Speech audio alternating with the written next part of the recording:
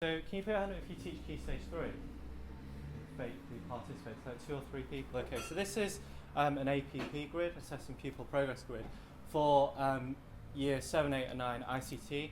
And this is really complicated, we're not allowed to simplify it. So in order to try and ask the students to simplify it, or for them to understand it, we created this numbering system, so we numbered them all. After that we thought, well, we want 100% of our year 8 students to gain a level 5 or above. So how can we do that? We thought we'd look at level 6 work, and that way obviously they'll be level 5 or above. We wanted to look at this point in particular, exploring the impacts of the use of ICT in work, leisure and home. And we used to think this would be really great as a cover lesson or as holiday homework, kind of like that flipped classroom where you set the task, you let them do it, you don't have any input and it'll be fine.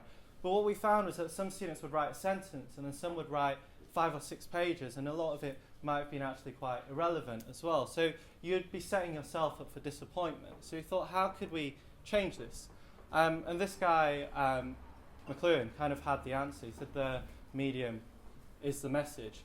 In there we thought that actually we don't need to say you need to write a sentence, a paragraph, an essay or anything. We can let them decide how they do their project. So we set them an independent learning project. It was about ICT at home, leisure, work and school. And the first thing we did was that we made sure that there weren't any correct answers. So students dragged these images around and they said, okay, where do you find yourself most using an MP3 player? And it doesn't matter if they say in school rather than at home. There's no right or wrong answers, that's what they decide.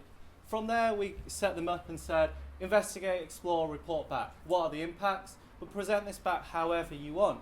So you can do an essay, a drawing, a comic book, a poster, a presentation, a song, dance, rap or a short video clip. And I honestly thought everyone would just do a boring PowerPoint, but they kind of surprised us and did some stuff. So I'm going to showcase some work that students did from this independent research project. These were some key thinking points because they need prompts as well, just in case. And they also need keywords. They can go and look these up themselves.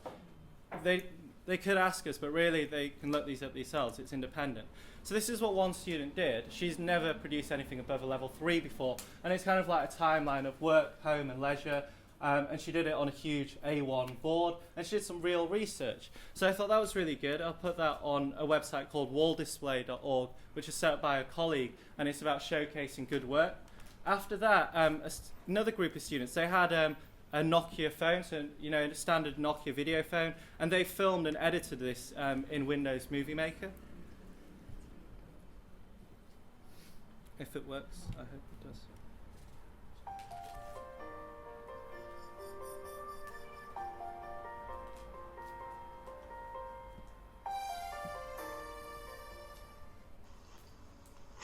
The use of the internet has increased by 399.3% since the year 2000. Throughout this documentary, we will be answering what is behind the figures of this huge increase, who does this affect, and most importantly, what is the social impact of this? The society in general can be broken up into several different factors, but we have decided to focus on the different economically developed countries. From poor to rich, the internet. So they actually went out and interviewed people and filmed this and edited it together themselves, which was very good. And they're asking people. Facebook is nice because I play games on it and it's really so fun and But you kind of get the idea. They did this all in themselves and by themselves, just in a half-term holiday. Another example was this video, which was kind of supported by my colleagues. She just literally gave them a 2-minute lesson on how to use Movie Maker, and they figured out the rest themselves, just adding in images and doing music and transitions. And they can teach themselves, a bit like this gentleman said. We need to get out of the way and let them do the learning.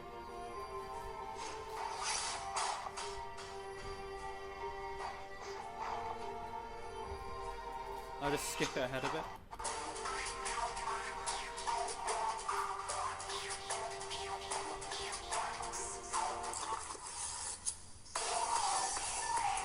And I might add that this isn't just something for the top set kids. We set by ability, whether you agree with that or not. And this was across all ability groups. This is a bottom set class, and they were producing level 5, level 6 work. After that, one student decided to do a PowerPoint. And obviously whenever a student produces a PowerPoint, they've got a lot to live up to, but she produced this PowerPoint, and it was really good. It had a table of contents and all this other stuff. Then at the end, just for an interactive thing, she created this game, and it looks like this. This is in PowerPoint. And the aim is to get from one end of the screen to the other end of the screen without touching the blocks. And if you do, it says you won, and if you don't, it says you lost, and so, or you lose. And I didn't know how to do this at all. I'm sure most of us are baffled as to how you actually create an interactive game in PowerPoint. So I said to the student, I said, how did you do that? Can you show the class? So she got up and she taught the class how to create these games in PowerPoint, and the whole class created a game each. This is one by instructions, a play button, and what I like about this, it even has an instructions like help, like a real game, what you need to do in order to win the game. So you need to get to the end, you win, otherwise you lose. The next stage is obviously a lot more complicated, but you kind of get the idea. The last student did another game which looks like this, and she decided to create a game called Frogger. She's 12 years old. I don't know how she's heard of Frogger because it's a game from the 80s. And she made this, and it's ridiculously complicated, but it was just made in PowerPoint, and you have to try and get across the road, but it's near impossible. So my feedback was to take a few cars out otherwise. But if you look at it, it looks really professional. Last thing I want to say is that we plan to teach 1.6.3, like level 6 work, explore the impacts of the use of ICT in work, leisure and home. But what we actually managed to do was we managed to tick all these other boxes as well. So we managed to do level 5 work, create precise and accurate sequences and instructions in the game. And students were presenting in a range of forms, specific purposes and familiar audiences in their video documentaries as well. I guess what we learned from that, apart from that 81% of the year group achieved level 5 or above, we learned that if you always do what you've always done, you'll always get what you've always got. And the other thing we learned, I know I'm short on time, was that the structure will lead to security. So you need your structure as a lesson, but sometimes that security will look like failure if there's too much structure.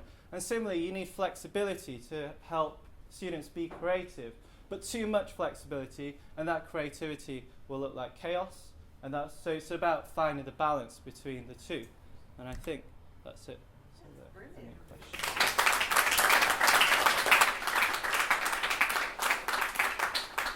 We've got any time for questions and stuff? Just one quick thing. Did you find that sort of the co-construction, the collaboration, was a very, was a good way of working as opposed to more traditional styles? Yeah, definitely. I think if you don't, you need, like I said, you need that structure to give them the keywords, give them the prompts. But apart from that, students will dream up much bigger things than you can imagine. So I have students at the moment who are 14 years old using things like After Effects, which is what they use in Hollywood, and using Final Cut. And that's amazing because I don't even know how to use that myself very well. But yeah, if by setting the bar, you're bound to set it too low, I think. Yeah. I think that's it.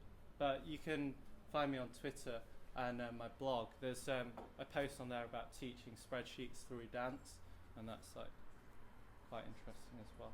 But yeah, thank you.